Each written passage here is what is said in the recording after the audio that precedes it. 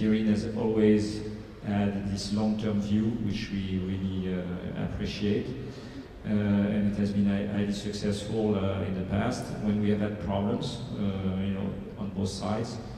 A good collaboration also can be evaluated if one of the parties has a problem, the other would be understanding enough to either finance part of the project or to find ways again to help the other party when this party is in difficulty.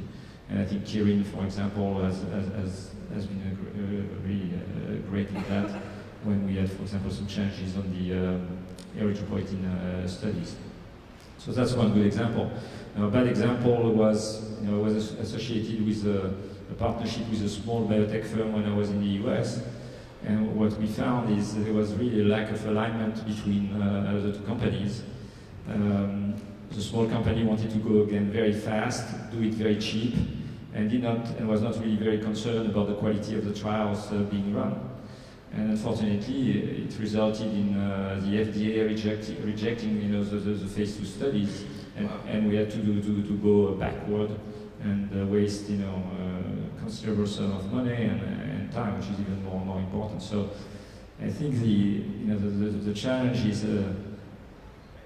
the partnership is when you have a big guy and a small guy, always align your objectives. And I guess also, for would say, recognize the benefits and the limitations of each of the partners. Yeah. Expecting a small company to fund a clinical trial is probably hard.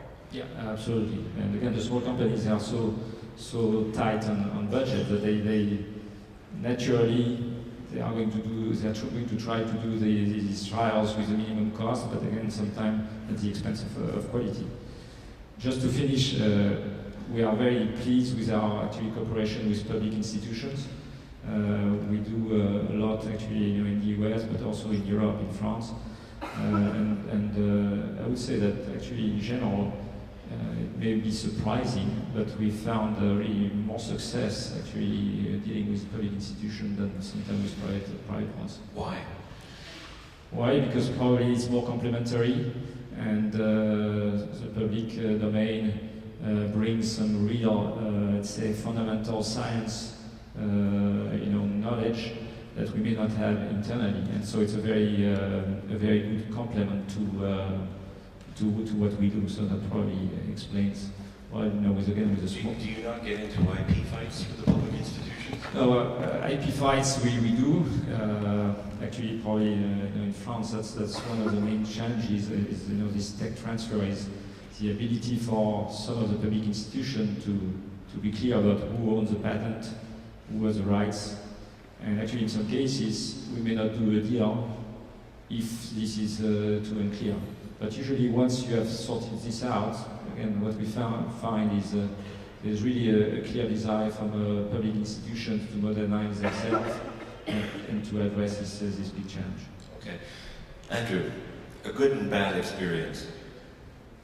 I've already mentioned a few good ones involving the University of Cambridge and MIT. Take it somewhat different here.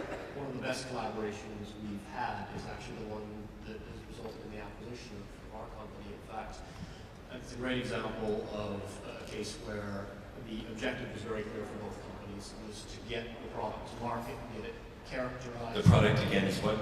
So a product for the treatment of articular cartilage for healing my bad knee, effectively. Do you have a bad knee? I have a bad knee. Goodness, doctor, heal thyself. Completely selfish, in fact, yes. The issue of that collaboration, it was very clear what each side was looking to get out of the collaboration. It was also clear what each side was bringing to the table. We were bringing the technology. Our counterparts were bringing a sales force and a very well-established clinical trials staff. We started in conversations along the lines of, well, let's do this together as equals, effectively. It became very obvious over the course of really 6 months of dialogue that it would, in fact, make sense, especially in the current environment, to join forces, to make a single entity that could go forward and take both of these products to market with a single group of people from clinical trials, a single group of people who were bringing their product to the same group of surgeons, in fact. So same end user, same clinical trial arena. It made sense to put these together. So the ultimate result of the collaboration was an acquisition, in fact. And we've all found that very satisfactory.